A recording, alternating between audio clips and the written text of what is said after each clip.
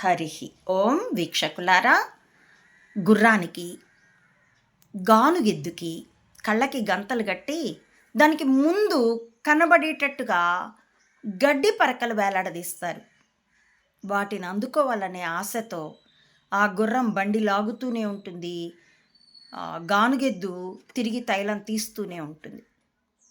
సరిగ్గా అలాగే ఈ మెదళ్లే ఆయుధాలుగా యుద్ధంలో కొన్ని రూల్స్ అండ్ రెగ్యులేషన్స్ని ఆ డ్రామోజీ నకిలీ కణిక వలయానికి, అందులో మురిగిపోతూ ఉన్నటువంటి చంబాలకి, ఒక్క చంబా కాదండి, చాలామంది ఉన్నారు.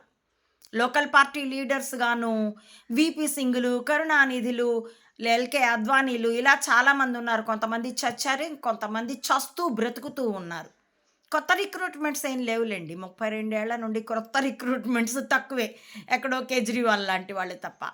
సో వీళ్ళంతా ఆ మెదళ్లే ఆయుధాలుగా యుద్ధంలో పెట్టబడినటువంటి రూల్స్ అండ్ రెగ్యులేషన్స్, షరతులనే గంతలకి బంధింపబడి, నేను జగను లాంటి కొన్ని గడ్డి పరకల్ని బ్రేక్ చెయ్యాలి అనేందుకు ఆశపడి బాగా ఇరుక్కున్నారు. కడుపు చించుకొని కాళ్ళ మీద పడేసుకున్నారు.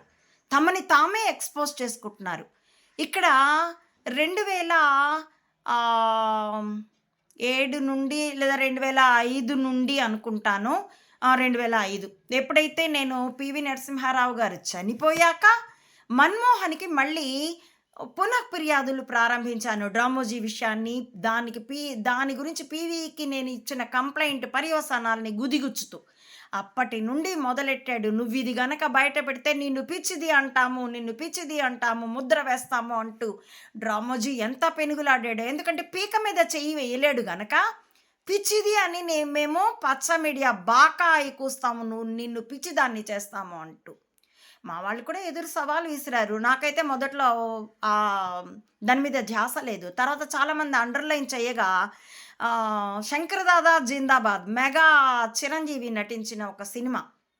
దాని తర్వాత చాలా సినిమాలే చూశానులేండి. బిపాసా బసు అండ్ జాన్ అబ్రహాము వాళ్ళిద్దరూ పడక సంబంధంతో ఉండేవాళ్ళు. లివ్ ఇన్ రిలేషన్, పెళ్ళి కాదండోయ్. ఆవిడ అతనికి ఉంపుడుగత్తె, అతడు ఆ వేశ్యకి విటుడు, కలిసి ఉండేవాళ్ళు. ఆ లివిన్లో ఉన్న ఎవరినైనా నేను ఈపాటి గౌరవమే ఇస్తాను. కాబట్టి వాళ్ళతో కూడా ఒక సినిమా వచ్చింది. ఇలాంటి చాలా సినిమాలు వచ్చాయి. శంకర్ దాదా జిందాబాద్ అయితే మీలో చాలామందికి తెలిసే ఉంటుంది. అందులో హీరోయిన్ని ఇంప్రెస్ చేయడానికి ఆ హీరో చదువు సంధ్యలు లేనివాడు, ఒక రౌడీగాడు. వాడు బాపు సాహిత్యాన్ని, గాంధీజీని చదివి గాంధీ తనకి కనబడి ఏవో చెప్తున్నాడు అని ఊహిస్తూ ఉంటాడు. అతడికి మాత్రమే కనిపిస్తాడు. అతడు చదివిన విషయాలు మాత్రమే అతడికి కొత్త సూచనలు, సలహాలు ఫ్లాష్ అవుతూ ఉంటాయి. దాని చివరికి వాడు మెదడులో ఏదో కెమికల్ గడబిడ అని చెప్తాడు. అలాంటి కెమికల్ గడబిడ ఏదో నాకుంది అని చెప్తానని ఈ చంబాలు, డ్రామోజీ అనుకున్నారు. నిజానికి నేను చెప్పడం మాటలతో చెప్తానేమో, వాళ్ళు తమ చేతలతో తమని తాము ఎక్స్పోజ్ చేసుకున్నారు. అదే కదా ఇప్పుడు పచ్చ మీడియా 70mm అందరికి కనిపిస్తుంది. ఈనాడు వాడు అక్కడ సముద్రం ఉందని చెప్తే తేమ కూడా ఉండదు. అంత అబద్ధాలు. ఎవరు ఎక్స్పోజ్ చేశారు? నా మాటలతో ఎక్స్పోజ్ అయిందా?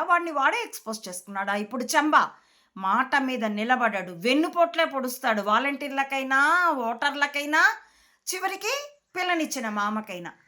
ట్యాంపర్తో ఓట్లు దండుకొని, గెలుపు దండుకొని, ఇప్పుడు ఓటర్లని తొక్కలోది మీ ఓట్లతో గెలిచానా నేను, చూసుకోండి నా పరుగు అని అంటున్నాడే.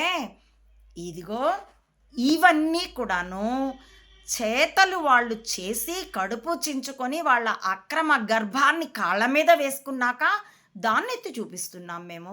నేనేంటి, ఎవరైనా ఎత్తి చూపించగలరు.